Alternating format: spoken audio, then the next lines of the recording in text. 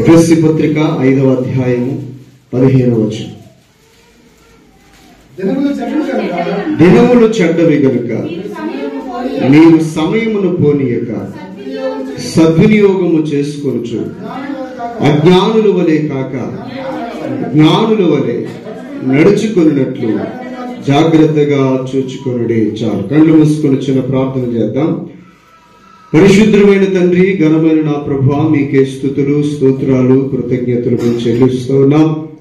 ఈ ఉదయకాల సమయమందు నా తండ్రి, నీ సన్నిధిలో ఇలాగున చేరి మీ పాదముల చెంత మీ మాటలను వినే భాగ్యం మాకు ఇచ్చినందుకే వందనాలు తండ్రి. నాయన, ఈ భూమి మీద ఎంతో మంది ప్రజలు శాంతి లేక, సమాధానము లేక, సంతోషము లేక, అశాంతితో, అసమాధానముతో తండ్రి, దుఃఖముతో బ్రతుకులు వెల్లబుచ్చుచు ఉన్నారు తండ్రి. మీరన్నారు, ప్రయాసపడి భారము మోసుకొనుచున్న సమస్త జనులారా నా యొద్దకు రండి, నేను మీకు విశ్రాంతిని కలుగజేతును అని మీరు చెప్పారు. కాబట్టి నాయన, మీ యొద్దకు వచ్చి మీ పాదముల చెంత కూర్చొని మీ దివ్యమైన మాటలను వినే భాగ్యము తండ్రి, అల్పులము అయోగ్యులము ఎన్నిక లేని మాకు మీరు ఇచ్చినందుకే శతకోటి వందనాలు. అయ్యో తండ్రి, ఈ భాగ్యాన్ని పొందుకోలేక, ఈ భాగ్యములో తండ్రి పాలు పంచుకోలేక తప్పిపోయి అనేక శోధనల చేత, ఇబ్బందుల చేత తండ్రి, సాతాను చేత పట్టబడి నాశనం అవుతున్న వారు ఎంతో మంది ఉన్నారు. అలాగున తండ్రి, గుంపులో మమ్మల్ని ఉంచకుండా తండ్రి, నీ మందిరములో గడపడానికి, తండ్రి నీ సన్నిధిలో ఉండటానికి, నీ మాటలను వినటానికి తండ్రి, మీరు మాకు ఇచ్చిన ఈ గొప్ప భాగ్యమును బట్టి మిమ్మల్ని స్తుతిస్తూ ఉన్నారు. కృపగలిగిన తండ్రి, మమ్మల్ని దర్శించుమని, మమ్మల్ని బలపరచుమని, నీకు ఇష్టమైన పాత్రలుగా తండ్రి మమ్మల్ని మీరు చేసి నీ కృపలు మమ్మల్ని నడిపించుమని నజరేయుడైన యేసుక్రీస్తు నామములో ప్రార్థిస్తున్నాము తండ్రి, ఆమేన్. చాలా సంతోషం. దేవుడు మమ్మల్ని అందరినీ దీవించుగాక. వాక్య సందేశాన్ని శ్రద్ధగా మీరు ఆలకించాలని ప్రభుత్వాలు తెలియజేస్తా ఉన్నాను. ఈ దినములో పరిస్థితులు ఎలా ఉన్నాయంటే బహుభయంకరంగా ఉన్నాయి. ఒక మాటలో చెప్పాలంటే పూర్తిగా దేవుని భయము ప్రజలలో పోతా ఉంది. యేసుప్రభువు ముందే చెప్పారు, ఏమన్నారంటే, నేను వచ్చే సమయానికి భూమి మీద విశ్వాసిని కనుగొందునా అన్నాడు. ఆయన వచ్చే సమయానికి భూమి మీద విశ్వాసం అనేవాడు ఉండడట. అంటే ఎందుకు ఉండడని చెప్పాడు ఆ మాట అంటే, అంత భయంకరంగా లోకం తయారైపోద్ది. ఎలా తయారైపోద్ది అంటే, దేవుడు అనేవాడు ఇంక లేడు, మనమే దేవుళ్ళము అన్నట్లుగా తయారైపోతారు. పూర్తిగా దేవునికి విరుద్ధంగా జీవించడానికి ఇష్టపడతారు, దేవుని చిత్తానికి విరుద్ధంగా జీవించడానికి ఇష్టపడతారు. అంత కఠినంగా, అంత ఘోరంగా లోకం మారిపోతుంది. ఆల్రెడీ ఇప్పటికే 100% ఇప్పటికే లోకం ఆ పద్ధతిలో వెళ్తా ఉంది. దేవుని భయము బొత్తిగా లేనటువంటి పరిస్థితులు మనం చూస్తూ ఉన్నాం. దేవుని భయము లేనటువంటి ప్రాంతమైనా, దేవుని భయము లేనటువంటి దేశమైనా, దేవుని భయము లేనటువంటి ఏ మనిషి అయినా సరే వాడు వర్ధిల్లినట్లు ఎక్కడా చరిత్రలో ఆధారమే లేదు. వాడి జీవితం ఏమైందంటే చివరికి సర్వనాశనమే తప్ప వాడు వృద్ధి చెందినట్లుగా, ఆశీర్వదించబడినట్లుగా ఎక్కడ ఏ గ్రంథములను కూడా రాయబడలేదు. దేవుని భయం లేకుండా పాపము చేసే ప్రతి ఒక్కడికి కూడా చివరికి వాడి గతి ఏంటంటే భయంకరమైనటువంటి దుస్థితిని మనం గమనిస్తూ ఉంటాం. ఎన్నో చదువుతూ ఉన్నాం కూడా అలాంటివి. మీరు గమనించండి, దొంగతనం చేస్తున్నాడు ఆ రోజు దొరకకపోవచ్చు, కానీ ఖచ్చితంగా ఏదో ఒక రోజు దొరికి శిక్ష అనుభవిస్తాడు. వ్యభిచారం చేసిన వారు ఆ రోజు దొరకకపోవచ్చు, కానీ ఖచ్చితంగా దానికి తగ్గ ప్రతిఫలం కొన్ని రోజుల తర్వాత అనుభవిస్తారు. తప్పు చేసిన వాడు ఆ తప్పు ఎప్పటికైనా బయటపడుతుంది. తప్పు చేసిన వాడు ఆ తప్పు ఎప్పటికైనా బయటపడుతుంది. బయటపడటమే కాదు, దానికి తగిన శిక్ష అనుభవించక తప్పదు. ఇది మాత్రం మనం ఖచ్చితంగా తెలుసుకోవాల్సిన సత్యం. కాబట్టి దేవుని యొక్క వాక్యం సెలవిస్తూ ఉంది, మనము తప్పించుకుంటున్నామని అనుకుంటే పొరపాటే. తప్పు చేస్తే గనక నువ్వు తప్పించుకున్నా నువ్వు చేసిన పాపమే నిన్ను వెంటాడుతుందని కూడా దేవుని యొక్క వాక్యం సెలవిస్తూ ఉంది. ఒకసారి చూడండి, పేతురు రాసిన పత్రికలో ఉంటుంది అన్నమాట. నువ్వు చేసిన పాపములే నీ వెనకాల నేను వెంటాడుతాయని చెప్తున్నాడు. సో పేతురు మొదటి తిమోతి పత్రిక 5వ అధ్యాయము 24వ వచనం.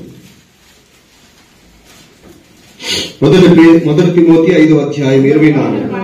కొందరి పాపాలు తేటగా బయలుపడి న్యాయపు తీర్పునకు ముందుగా నడుస్తున్నవి, మరికొందరి పాపాలు వారి వెంటే వెళ్తున్నాయి. చూసారా? అంటే పాపము చేస్తే గనక ఖచ్చితంగా అది ఏమవుతుందంటే తేటగా కనబడుతుంది ఒక రోజు. అది ఆలస్యం అయితే అవ్వచ్చేమో కానీ ఖచ్చితంగా అది బయటపడుతుంది. 1-2 రోజులు తేడా అంతే. పాపము చేసిన ప్రతి ఒక్కడు దాన్ని జ్ఞాపకం చేసుకోవాలి. ఏదో ఒక రోజు నేను చేసిన పాపము బట్ట బయలవుతుంది అనే విషయాన్ని గమనించుకోవాలి. ఈ రోజున అది గమనించకే చాలా మంది తప్పించుకుంటున్నామని అనుకుంటున్నారు, కానీ తర్వాత పోలీసులకి చిక్కిపోతున్నారు, చంపేస్తున్నారు. తల నరికేసి కాళ్ళు నరికేసి ఆ దవర కానీ ఏకంగా ఉడకబెట్టేసి పొడి చేసేసిందంట బాడీని చంపేసి. ఏమండి, శుభ్రంగా కోసేసి ముక్కలు కోసేసి దాకలు ఉడకబెట్టేసి ఎండబెట్టి మిక్సీలు వేసి మొత్తం పొడి చేసేసి చర్మాన్ని ఎముకలు పొడి చేసేసి నీటిలో కలిపేసిందంట. అలా చేసినా సరే దొరికేసింది. చూడండి, అంటే దేవుని వాక్యము ఎంత ఖచ్చితమో మీకు చెప్తున్నాను నేను ఇక్కడ. ఎంత ఖచ్చితమో చూడండి. అంటే ఆయన ముందే చెప్పాడు, చేసిన పాపము తేటపరచబడుతుంది, ఖచ్చితంగా అర్థమలాగా ప్రతిబింబిస్తుంది, దాని ఫలితం ఖచ్చితంగా అనుభవించక తప్పదు. అంత మాత్రమే కాదు, ఒకవేళ అది ఆ సమస్య నుంచి, పోలీసుల నుంచి, లాయర్ నుంచి నువ్వు తప్పించుకున్నా, నువ్వు చేసిన పాపం నిన్ను వెంటాడుతుంది అన్నాడు అక్కడ. ఎలా వెంటాడుతుంది? చేసిన పాపానికి తగిన ప్రతిఫలం అనుభవించేటట్లు నీ జీవితంలో రోగములు, ఇబ్బందులు, ఇరుకులు, సమస్యలు నీ మీదకి దాడి చేస్తాయి. చేసిన పాపానికి తగినట్లుగా ఖచ్చితంగా శిక్ష అనుభవించేటట్లు నీ పాపమే నీ వెనకాల పడుతుంది. నేను చేసిన పాపం వల్లే నాకు ఈ దుఃఖం కలుగుతుంది, నేను చేసిన పాపం వల్లే నాకు ఈ శ్రమ కలుగుతుంది, నేను చేసిన పాపం వల్లే నాకు ఈ సమస్యలు, రోగాలు, ఇబ్బందులు నా మీద దాడి చేస్తున్నాయన్న సంగతి అప్పుడు నీకు అర్థమవుతుంది. కానీ ఖచ్చితంగా ఈ రెండు జరుగుతాయి. దొరికితే ఖచ్చితంగా దొరికేస్తావు, ప్రజలందరికీ తెలిసిపోద్ది. ఒకవేళ ప్రజలందరికీ తెలియకపోయినా నువ్వు చేసిన పాపమే నీ వెన్నట్టు వచ్చి నిన్ను ఖచ్చితంగా దుఃఖపడేలా చేసి, నీ కృంగిపోయేలా చేసి, నిన్ను నాశనం చేసేదాకా నా పాపము మనల్ని విడిచిపెట్టదు. కాబట్టి పాపం అంత బలమైంది. ఆ సంగతి ఈ రోజు ఈ కాలంలో ఉన్న పిల్లలకు తెలియక రహస్యముగా తప్పులు చేస్తున్నాం. కాబట్టి ఎవరికి మనం దొరకమని అనుకుంటున్నారు, కానీ దినములు చెడ్డవి, జాగ్రత్త. ఈ రోజులు అలాంటివి కనుక మనం అలాగే పాపములోనే ఉండి పాపములోనే సాగిపోతే తప్పేముందని అనుకుంటాం, కానీ దాని ప్రతిఫలం మాత్రం చాలా ఘోరంగా ఉంటుంది, చాలా ఘోరంగా ఉంటుంది. అది ఎలా ఉంటుందంటే, నీవు కృంగి కృషించిపోయి మరి నాశనం అయిపోయేంత వరకు కూడా అది నేను వెంటాడుతుంది. మీరు గమనించి ఉంటారు, బైబిల్ గ్రంథంలో ఇస్కరియోతు యోధ ఎంత కృంగిపోయాడంటే, డబ్బుకి ఆశపడి పరిశుద్ధుడైన యేసయ్యను పాపాత్ముల చేతికి అప్పగించినప్పుడు ఆ డబ్బులకి కక్కుర్తుపడి ఎంత పని నేను చేశానని చెప్పేసి సంపాదించిన డబ్బుని కూడా నేలపారేసి తాను వెళ్ళి కృంగిపోయి ఏడ్చి తన జీవితమే తనకే విరక్తి కలిగి చెట్టుకి ఉరి పోసుకొని చనిపోయాడు. అంతం అలా ఉంటుంది అన్నమాట. పాపము చేసిన ప్రతి ఒక్కడికి అంతం అదే, ఇంకందులో తిరిగిలేదు. కాబట్టి దేవుడు ఏం చెప్తున్నాడంటే, పాపము నుండి మీరు విడుదల పొందితేనే తప్ప ఆ పాపము ఖచ్చితంగా మిమ్మల్ని వెంటాడుతుంది, మిమ్మల్ని నాశనం చేసేదాకా విడిచిపెట్టదని చెప్పాడు ఆయన. మరి ఇప్పుడు ఏం చేయాలి? ఇస్కరియోతు యోధ లాంటి వాడు బ్రతకాలంటే, బరబ్బా లాంటి వాడు బ్రతకాలంటే, భయంకరమైనటువంటి పాపము చేసేవాళ్ళు, సమరయ స్త్రీ లాంటి వ్యభిచారి బ్రతకాలంటే, సమరయ స్త్రీ లాంటి వ్యభిచారి బ్రతకాలన్నా, బరబ్బా లాంటి బందిపోటుతో బ్రతకాలన్నా, ఇస్కరియోతు యోధ లాంటి ఏమండి అపనమ్మకస్తుడు, ఒక మాటలో చెప్పాలంటే వెన్నుపోటు పొడిచేటువంటి నమ్మక ద్రోహి, నమ్మిన మనిషినే వెన్నుపోటు పొడిచినటువంటి నమ్మక ద్రోహి లాంటి ఇస్కరియోతు యోధాలు సైతము కూడా బ్రతకాలంటే, వాళ్ళ పాపము వాళ్ళ మీదకి దాడి చేయకుండా ఉండాలంటే వాళ్ళు చేయాల్సిన ఏకైక కార్యం ఏంటంటే, వాళ్ళ పాపాన్ని ఒప్పుకోవాలి. ఎంత సింపుల్ అండి, ఈజీ అండి. పాపాన్ని ఒప్పుకోవడం అనేది ఎంత ఈజీగా దేవుడు ఏర్పాటు చేశాడండి. చాలా మంది పెదవులతో ప్రేమిస్తారు, పెదవులతోనే తేరుగారినట్టు మాట్లాడుతారు, పెదవులతోనే ఏదో ప్రేమను ఒలకించినట్టుగా మాట్లాడుతారు. ఈ రోజున అమ్మాయిలు అందరూ మోసపోవడానికి కారణం అదేగా. ఆడు హార్ట్ఫుల్ గా అమ్మాయిని ఇష్టపడ్డు ప్రేమించడు, పెదవులతో మాత్రం ప్రేమ కలిగిన మాటలు మాట్లాడుతాడు. స్త్రీ కూడా అలాగే పురుషుడిని ప్రేమపూర్వకంగా మాట్లాడుతుంది. సామెతల గ్రంథంలో రాయబడింది, కొంతమంది స్త్రీలంట తేనె తన పెదవుల నుంచి తేనె కారునట్లుగా మాట్లాడతారంట. తేనె ఎంత రుచికరంగా ఉంటుందో అంతగా తేనె పూసినట్లుగా మాట్లాడుతారు స్త్రీలు. కానీ చివరికి ఆ పురుషుడికి దుఃఖాన్నే కలగజేస్తారు. అంటే హార్ట్ఫుల్ గా వారు ప్రేమించరు, పెదవులతో మాట్లాడతారు అంతే. అలాగే ప్రార్థన ఒప్పుకోలు కూడా, పాపం ఒప్పుకోలు కూడా పైనే ప్రభువా నన్ను క్షమించు అంటే కుదరదు. నువ్వు ఒప్పుకునే విధానం ఎలా ఉండాలంటే నీ హృదయాంతరేంద్రియములో పశ్చాత్తాపం రావాలా. నీ హృదయాంతరేంద్రియముల నుంచి పశ్చాత్తాపం వచ్చినప్పుడు, ఆ పాపమును దేవుడు క్షమించినప్పుడు అప్పుడు అది నేను వెంటాడడం మానేస్తాను. అది నేను వెంటాడడం మానేస్తుంది, నేను చంపడం మానేస్తుంది, నేను ఇబ్బందులు పాలు పెట్టడం మానేస్తుంది. అంత మాత్రమే కాదు, ప్రజలందరికీ నువ్వు చేసిన పాపము తెలిసిన వాళ్ళ మనస్సులో నీ మీద చెడు అభిప్రాయం అనేది కలగదు. ప్రజలకి ఎంత విచిత్రంగా మారిపోతుంది చూడండి లైఫ్. దేవుని యొక్క కార్యం ఎంత అద్భుతంగా ఉంటుందంటే, ప్రజలందరికీ నువ్వు వ్యభిచారం అని తెలిసిన ప్రజలందరూ నిన్ను ఏ విధంగా కూడా ఇబ్బంది పెట్టరు. నిన్ను సూటిపోటు మాట్లాడరు, నిన్ను అసహించుకోరు. లేకపోతే నువ్వు కనబడితే నీ ముఖం మీద క్యాండర్కి చూపు మూసే పద్ధతులు ఉంటాయి, అలా చెయ్యరు. పైగా నిన్ను సన్మానిస్తారు, నిన్ను గౌరవిస్తారు. ద బెస్ట్ ఎగ్జాంపుల్ ఏంటంటే, సమరయ స్త్రీ వ్యభిచారి, పక్కా వ్యభిచారి. అప్పటికే 5 మంది పురుషులతో ఆమె వ్యభిచారం చేసింది. ఉన్నవాడు కూడా 6వ వాడితో కూడా ఆమె వ్యభిచారం చేస్తా ఉంది. ఆమెకి భర్త లేడు. అయితే యేసు ప్రభువు వచ్చిన తర్వాత ఆమె పాపాన్ని తెలియచేయగానే వెంటనే మళ్ళీ మరుసటి రోజు తర్వాత రోజు లేదు, ఇంకా వెంటనే ఆయన పాదాల దగ్గర పడి తన పాపాన్ని ఒప్పుకున్నది. నిజమే ప్రభువా, నేను పాపాత్మురాలనే. ఇప్పుడున్నటువంటి పురుషుడు కూడా నా భర్త కాడు అని వాస్తవాన్ని ఒప్పుకొని తన పాపాన్ని దేవుని దగ్గర క్షమించమని అడిగింది.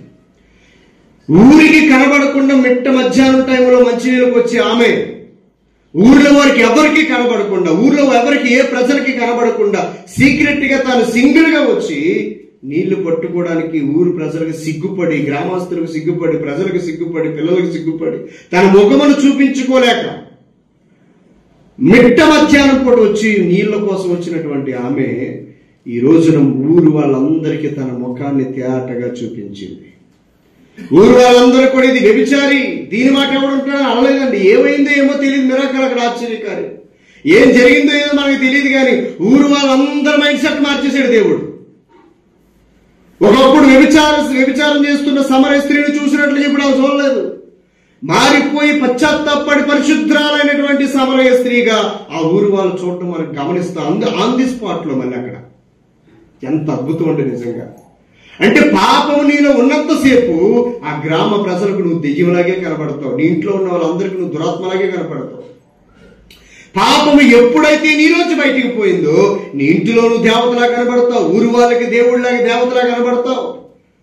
అంటే పాపము ఎంత దారుణం అంటే, ఒక మసి ముఖానికి మసి పూసుకుంటే ఎలా ఉంటుందో, మసి కడిగేసుకుంటే మళ్ళీ ఎలా ఉంటుంది అన్న టైపులో అనమాట. ఎంత విచిత్రం అంటే, ఆ ఊరు వాళ్ళందరూ అసహించుకునే ఆమెను ఆన్ ది స్పాట్ లో ఊరు వాళ్ళందరూ కూడా ఆమె మాట ఆలకించారు. విచిత్రంగా ఈమె ఆ ఊర్లోకి వెళ్ళి చెప్పడం ఏంటి, ఆమె మాట ఊరు వాళ్ళు వినడం ఏంటి, వినడమే కాదు ఆమెను వెంబడించారని రాయబడింది అక్కడ. అంత అద్భుతం, ఎంత మిరాకల్ అంటే నిజంగా. పాపమును విడిచిపెడితే ఖచ్చితంగా తన తర్వాత వచ్చేటువంటి జీవితం మాత్రం దేవుడు చాలా బ్లెస్డ్ గా చేస్తాడు. అందుకని అంటాడు, నువ్వు ఏ విషయంలో పాపము చేస్తావో జ్ఞాపకం చేసుకో, ఎక్కడ పడిపోయావో జ్ఞాపకం చేసుకో, ఏ స్థితిలో పడిపోయావో జ్ఞాపకం చేసుకో. జ్ఞాపకం రాదు. ఒక్కోసారి మనం చేసిన తప్పు మనకు తెలియదు, మనం చేసిన పొరపాటు మనకు తెలియదు. జ్ఞాపకం చేసుకో, అదే నిన్ను వెంటాడి శాపానికి దారి తీస్తుందేమో. కొన్నిసార్లు మీ ప్రార్థనలో ఒక సమాధానం కలగదు. కొన్నిసార్లు మీరు ప్రార్థన చేసిన దేవుడు ఆ వరాన్ని మీకు ఇవ్వడు. కొన్నిసార్లు ప్రార్థన చేసిన దేవుడు ఆ కార్యం జరిగించుట కారణం ఏంటంటే, పాపం ఏదో నిన్ను వెంటాడుతుంది. పాపం ఏది నిన్ను వెంటాడుతుంది, ఆ పాపం ఏంటో కనిపెట్టు. ఒకసారి ప్రకటన గ్రంథం ఒకసారి చూడండి సహోదరులారా. ప్రకటన గ్రంథం 2వ అధ్యాయం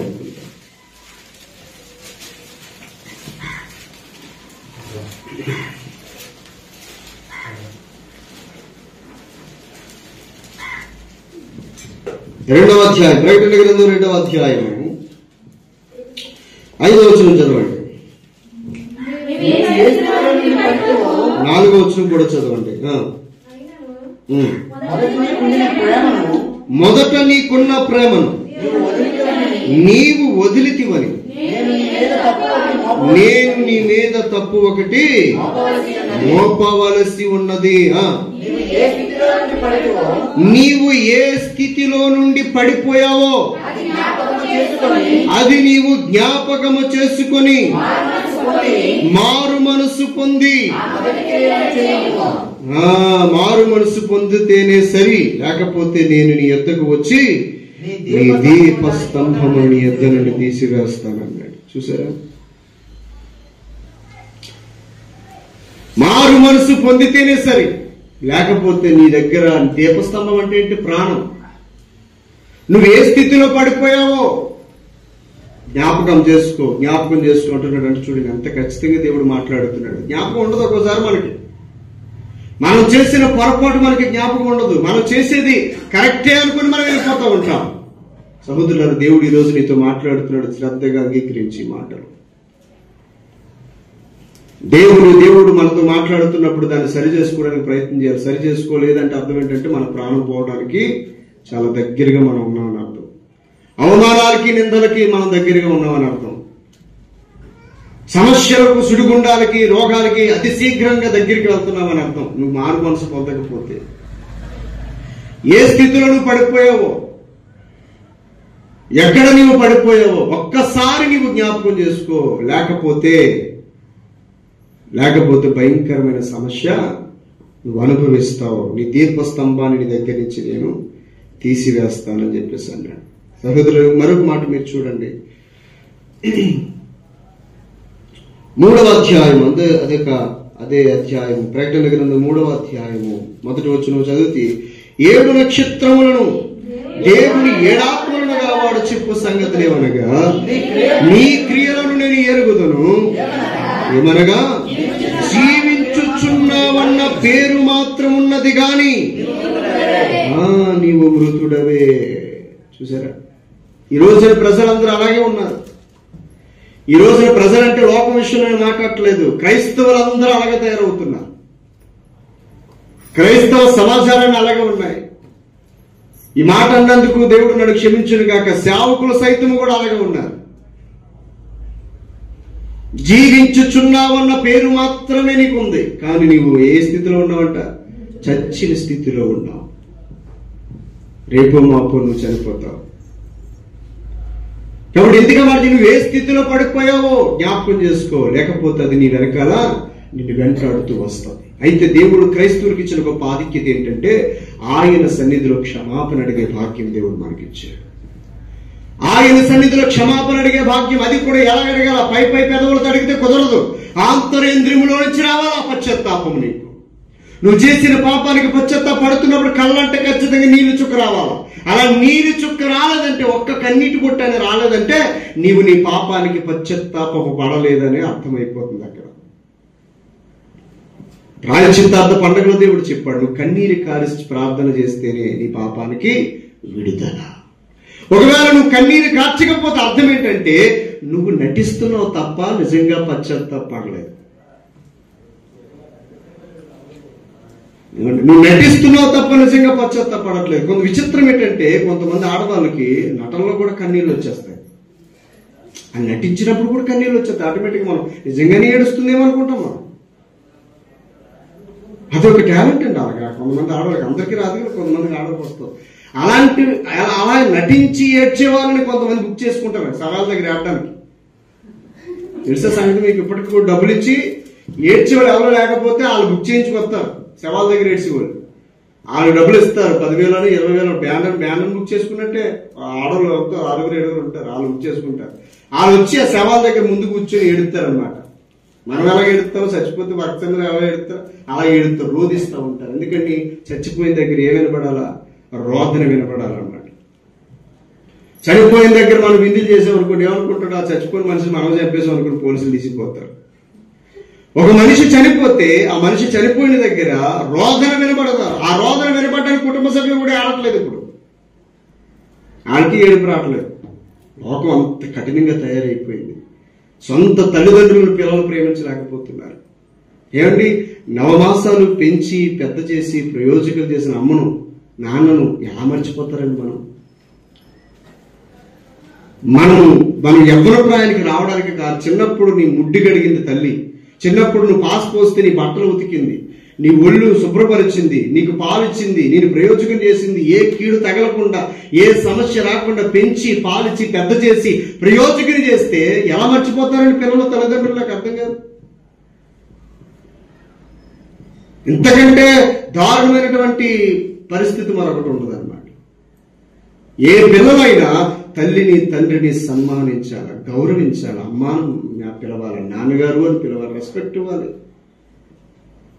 ఏ పిల్లలైతే తల్లిదండ్రులకి రెస్పెక్ట్ ఇవ్వరో, ఏ పిల్లలైతే తల్లిదండ్రుల మాటకు లోబడరో వాళ్ళ ఆయుష్ తగ్గిపోతుందని దేవుడు చెప్పాడు.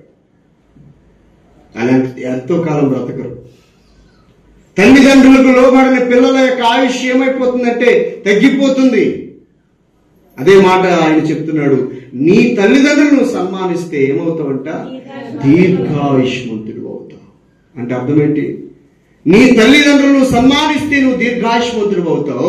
ఒకవేళ నీ తల్లిని నీ తండ్రిని నువ్వు సన్మానించకపోతే అప్పుడేమవుతుంది? నీ ఆయుష్ తగ్గిపోతుంది. రివర్స్ అన్నమాట. తల్లిదండ్రులను సన్మానిస్తే నువ్వు ఎక్కువ కాలం బ్రతుకుతావు, తల్లిదండ్రులను సన్మానించకపోతే నువ్వు కొద్ది కాలంలోనే చనిపోతావు. ఏమండి? కనిపించిన తల్లిదండ్రులకు పిల్లలు ఖచ్చితంగా లోబడాలి, వారిని ప్రేమించాలి. ఎందుకంటే వాళ్ళ వల్లనే మనం బయటకు వచ్చాం, వాళ్ళ వల్లనే మనం భూమి మీద పడ్డాం.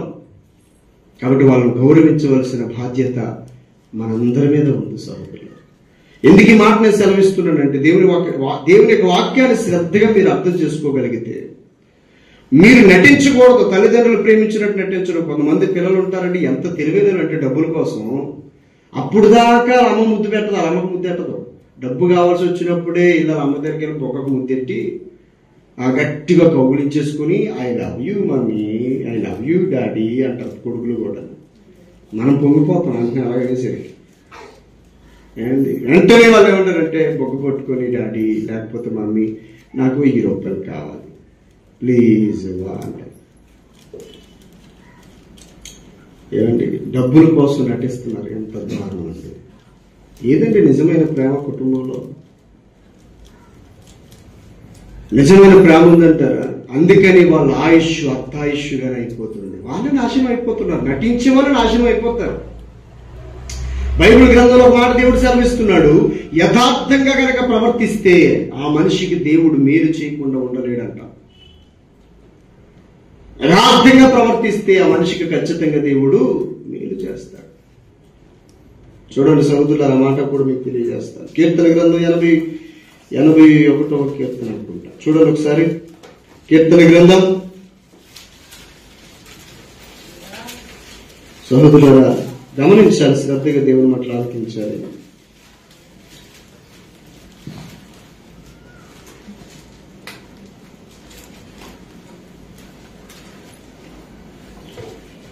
ఎనభై 84వ కీర్తన 11వ వచనం. 84వ కీర్తన 11వ వచనం. స్పీడ్ గా చదవండి.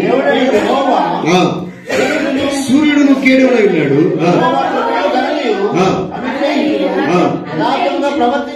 ఆ మాట అండర్లైన్ చేయండి. యథార్థంగా ప్రవర్తించు వాడికి ఏ మేలు చెయ్యక మానడు. మేలే, ఇంకా అడుగు తీసి అడుగు పెడితే మేలే. నువ్వు ఎక్కడ అడుగు పెడితే అక్కడ మేలే. నువ్వే పని మొదలెడితే పనిలో విజయమే. నువ్వు తలపెట్టిన కార్యంలో విజయమే. నువ్వు అడుగుపెట్టిన స్థలంలో విజయమే. ఎందుకంటే నువ్వు యథార్థవంతుడివి. తల్లిదండ్రులు ప్రేమించడంలో లోపం ఉండదు, భార్యను ప్రేమించడంలో లోపం ఉండదు, భర్తను ప్రేమించడంలో లోపం ఉండదు, పిల్లలను ప్రేమించడంలో లోపం ఉండదు, దేవుణ్ణి ప్రేమించడంలో లోపం ఉండదు. నీ పొరుగు వారిని ప్రేమించేటప్పుడు కూడా వదినా బాగున్నావు అని చెప్పేసి మాట్లాడి ఇది ఎప్పుడు చచ్చిపోద్ది అనేటువంటి 2 రకాల మనస్తత్వాలు నీకు ఉండవు. బయటికి మాత్రమే నవ్వుతారు, లోపల మాత్రం కోపాన్ని, పగను, కక్షను దాచుకుంటారు. ఇలాంటివి ఏమి ఉండవు. యథార్థంగా కనుక జీవిస్తే దేవుడు నీకు ఖచ్చితంగా మేలు చేస్తాడు. ఖచ్చితంగా. ఒకవేళ నువ్వు యథార్థత కనుక ఉండకపోతే నటించడం మొదలు పెట్టావంటే ఆ నటనే నీ ఆయుష్ని తగ్గించేస్తావు. నీ నటనకరమైన జీవితమే నీ ఆయుష్ను తగ్గించేస్తావు. నీ వేషధారమే నిన్ను చంపేస్తావు. ఏమండి? అందుకని అంటాడు, సాతాను ఎక్కడో లేడు, సాతాను నీలోనే ఉన్నాడు, జాగ్రత్త అని చెప్పాడు ఒక ఆయన. సాతానుని కూడా ఎక్కడో లేడు, కొమ్ములు పెట్టుకొని నల్లటి మొహం పెట్టుకొని ఏదో కర్రీ ఆకారంలో వస్తాడు అనుకుంటున్నామేమో. అసలు వాడు కర్రీ ఆకారమే కదా, అది దేవదూత. అందగాడు, బలిష్ఠుడు, భూత వర్తమాన భవిష్యత్తు కాలాల విషయంలో చాలా జ్ఞానం కలిగినాడు, దేవుని తర్వాత దేవుని శక్తి కలిగినటువంటి వాడు, సామాన్యుడు కాదు వాడు. వాడు ఎక్కడ ఉన్నాడంటే వాడు నీలోనే ఉన్నాడు. ఎప్పుడు బయటకు వస్తాడో తెలుసా? ఎప్పుడు బయటకు వస్తాడంటే నీలో పాపం ఎప్పుడైతే మొదలయ్యిందో ఆ క్షణమే వాడు బయటికి ప్రభావం చూపిస్తాడు. అంటే వాడు నీ లోపల ఉండి నీకు చెడు తలంపులను కలగజేసి చెడు కార్యాలు చేసేటట్లు నిన్ను తలపెట్టి ప్రేరేపించి పాపము చేసేటట్లుగా చేసి నిన్ను వాడు పట్టుకొని గెలుస్తాడనమాట. నీ మీద ఆధిపత్యం చెలాయిస్తాడు. కాబట్టి ఎందుకు ఈ మాట చెప్తున్నాడు సహోదరులారా? మనం నటించడం అనేది కరెక్ట్ కాదు. నటిస్తే మాత్రం నష్టమే మనకు కలుగుతుంది. యథార్థంగా ఉండటం మనం నేర్చుకుంటే గనక, యథార్థంగా కనుక నువ్వు ఉండగలిగితే గనక దేవుడి దగ్గర నుంచి అనేకమైన మేలులు మనం పొందుకుంటాం. దేవునికి మహిమ కలుగును గాక. నేను ఎందుకు ఈ మాట చెప్తున్నాడు సంఘ బిడ్డలారా? దినములు చెడ్డవి. భయంకరమైన రోజుల్లో మనం జీవిస్తున్నాం. తల్లిదండ్రుల మధ్య లేదు ప్రేమ, నటనే ఉంది. భార్యాభర్తల మధ్య ప్రేమ లేదు, నటనే ఉంది. తల్లి కొడుకుల మధ్య ప్రేమ లేదు, నటనే ఉంది. అలాంటి లోకంలో మనం బ్రతుకుతా ఉన్నాం. ప్రజెంట్ సిచ్యువేషన్ నేను చెప్తున్నాను నీకు. భార్య అవసరం భర్తకు ఉంది, భర్త అవసరం భార్యకు ఉంది, తల్లిదండ్రుల అవసరం పిల్లలకు ఉంది కాబట్టి ప్రేమిస్తున్నట్టు నటిస్తున్నారు. వారి అవసరం మన అవసరం వాళ్ళకి లేదు అనుకుంటే ఇంక మనల్ని అస్సలు బయట చేరవరు కూడా. మన అవసరం లేదు అని అనుకుంటే ఇక మనతో మాట్లాడరు. మన అవసరం లేదు అనుకుంటే మనతో సహవాసం చేయరు. మన అవసరం లేదనుకుంటే మనల్ని అసలు లెక్క చేయరు. అసలు చూడండి సోదరులు, మీకు అర్థం అవడం కోసం చెప్తున్నాను. ఏ పని పాటు చేయకుండా ఖాళీగా తిరిగే మొగుడిని ఏ భార్య రెస్పెక్ట్ ఇస్తుందో ఆలోచించండి ఒకసారి. మీరు చూసారు అలాంటి దేవతలకు మనం సన్మానం చేద్దాం. అలాంటి దేవతలు భూమి మీద పుట్టినేమో చూడండి, సన్మానం చేద్దాం. ఏ పని పెళ్లి చేసుకున్నాడు, పిల్లలుగా అన్నాడు, ఏ పని చేయకుండా అలావుడు కష్టపడింది తినేడు, తాగొచ్చి మళ్ళీ తనమే కొట్టడు. ఇలాగ ఏ పని పాటు లేకుండా ఊరి మీద తిరిగేటువంటి భర్తను ఏ భార్య అయినా ఎప్పుడైనా ప్రేమించినట్లు మీరు చూసారా? విలువిచ్చినట్లు ఎప్పుడైనా చూసారా? పెళ్ళైన కొత్తలో మాత్రం అంటారు, ఏమండి శ్రీవారు ఏమండి అని పిలుస్తూ ఉంటారు. వీడు సంపాదించడు అని వీడు వేస్ట్ ఫీల్ అని తెలిసిన తర్వాత ఒరే అంటారు, ఒరే ఎలా అంటారు. మనం ఒకవేళ అడిగితే మీ ఆయన అని అడిగితే ఆడా అంటారు. అంటే రెస్పెక్ట్ పూర్తిగా పోతుంది. కారణం ఏంటంటే ఆమె పేరుకు మాత్రమే నీ దగ్గర ఉందో తప్ప నీ వలన ఆమెకు ప్రయోజనం లేదన్నప్పుడు నిన్ను అస్సలు గౌరవించదు. లోకం అలా తయారైపోయిందండి సహోదరులు. దేవుడి దగ్గర నుంచి ఏదైనా కలిసి వస్తేనే దేవుడు కావాలంటున్నారు. ఒకవేళ దేవుడి దగ్గర నుంచి వాళ్ళకి ఏది కలిసి రావట్లేదు అనుకుంటే గనక వాళ్ళు దేవునికి దూరంగా ఉండడానికి ఇష్టపడుతున్నారు. కానీ చాలా ప్రమాదంలో వాళ్ళు పడతారు సహోదరులు. ఎందుకంటే నేను జ్యోతిష్యం చెప్పట్లేదు, నేను వాక్యములో ఉన్న సత్యాన్ని మీకు ప్రకటిస్తున్నాను. కళ్ళు మూసుకొని నేను జ్యోతిష్కులాగా లేకపోతే అలా సూది మనిషి ఇంటికి వచ్చే సూది మనిషిలాగా ఇది జరుగుతుంది అది జరుగుతుంది నేనేం చెప్పట్లేదు. వాక్యములో ఉన్న దేవుడు బట్టబయలు చేసిన సత్యాన్ని మీకు తెలియజేస్తున్నాను. కాబట్టి నా ప్రియమైన దేవుడు సంగమా, దినములు చాలా చెడ్డగా ఉన్నాయి కనుక మీరేం చేయాలంటే సమయమును పోనివ్వకండి. చదవన్న మాట ఎఫెసీ 5:15 చదవండి స్పీడ్గా. దినములు చెడ్డవి కనుక ఆ టైం వేస్ట్ చేయకండి. మీకు ఇంగ్లీష్ బాగా వచ్చు కాబట్టి చెప్తున్నాను. ఏం చేయొద్దట? టైం వేస్ట్ చేయకండి ప్లీజ్. సంఘ బిడ్డలారా గమనించండి, రోజులు చెడ్డవి కనుక మీరు సమయమును పోనీయక, చదువుతారు వల్ల సమయమును పోనివ్వక సద్వినియోగము చేసుకొని అజ్ఞానుల వలె కాక జ్ఞానుల వలె నడుచుకోండి. జ్ఞానుల వలె నడుచుకోవడానికి జాగ్రత్త పడాలి. జాగ్రత్త సంఘమా, ప్రియ విశ్వాసి. రోజులేమి బాగలే, రోజులేమి బాగలే. భక్తి విషయంలో కూడా నటనే, ప్రార్థనలో కూడా నటనే. మనం చెప్పారుగా, టవల్ ఎత్తిమి తెచ్చుకొని ప్రార్థన చేసేటప్పుడు నటనే, పాట పాడేటప్పుడు నటనే, కానుక ఇచ్చేటప్పుడు నటనే, పరిచయం చేసేటప్పుడు నటనే. పాస్టర్ గారు ఒకలాగా, పాస్టర్ గారు ఒకలాగా, సహోదరులారా, దానివల్ల మనమే లాస్ అయిపోతున్నాం, మనమే నష్టపోతున్నాం. యథార్థత లేకపోవడం వల్ల నీ జీవితంలో మేలు కాగట్లేదు. ఎందుకు నటించడం? మనకి నటన అవసరంలే. యథార్థంగా ఉండి చూడు, ఒక రోజైనా యథార్థంగా ఉండి చూడు, దేవుడు ఘనమైన కార్యం చేస్తారు. రోజులంతా దారుణంగా ఉన్నాయి సహోదరులారా. ఒకళ్ళు మోసం చేస్తున్నారు. నమ్మిన స్నేహితుడే మోసం చేస్తున్నాడు, నమ్మిన స్నేహితుడే మోసం చేస్తున్నాడు, కట్టుకున్న భార్య మోసం చేస్తుంది, కట్టుకున్న భర్తే మోసం చేస్తున్నాడు, కడుపున పుట్టిన పిల్లలే మోసం చేస్తున్నారు. అంత మోసం, మాయ, దగ ఈ రోజుల్లో కనబడతా ఉంది. అలాంటి రోజులు మనం గడుపుతూ ఉన్నాం. కాబట్టి సంఘానికి దేవుడు ఇస్తున్న హెచ్చరిక ఏంటంటే, ఇలాంటి భయంకరమైన రోజుల్లో నువ్వు ఉంటున్నావు కాబట్టి జాగ్రత్త, టైం వేస్ట్ చేసుకోవద్దు.